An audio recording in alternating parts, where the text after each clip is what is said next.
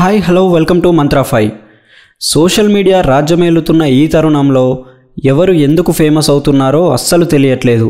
చిన్న డైలాగ్స్ చెప్పో లేదా dance step వేసో లేదా ఒక వీడియో తీసో ఇలా ఇంటర్నెట్లో వైరల్ కావడం, ఆ తర్వాత సోషల్ మీడియాలో ట్రెండింగ్, ఆ వెంటనే media coverage, cinema stars promotions, cut చేస్తే ఓవర్ నైట్లో సూపర్ ఫేమ్ వచ్చేస్తుంది. అలా ఈ రోజుల్లో తెగ వైరల్ అయింది కుమారి ఆంటీ. ఆంధ్రప్రదేశ్లోని గుడివాడకు చెందిన ఈ మహిళ గత 13 ఏళ్లుగా మాదాపూర్లోని దుర్గం చెరువు దగ్గర ఓ స్ట్రీట్ ఫుడ్ స్టాల్ నడుపుతుంది. తక్కువ ధరకే రుచికరమైన భోజనాన్ని అందిస్తూ స్థానికంగా బాగా ఫేమస్ అయ్యింది. ఇక ఆమెకు సంబంధించిన ఓ వీడియో, అందులోనూ చిన్న డైలాగ్ విపరీతంగా సోషల్ మీడియాలో ట్రెండ్ కావడంతో చాలామంది ప్రజలు కుమారి ఆంటీ స్టాల్ వద్దకు వెళ్లడం ప్రారంభించారు.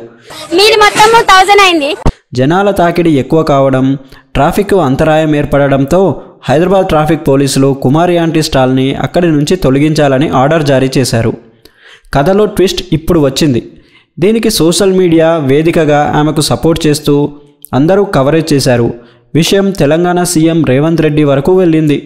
ఆమె అక్కడే బిజినెస్ చేసుకోవచ్చునని, త్వరలోనే తాను వచ్చి కలుస్తానని రేవంత్ రెడ్డి స్పష్టం చేయడంతో రాష్ట్రమంతటా కుమారి ఆంటీ హాట్ టాపిక్గా మారిపోయింది.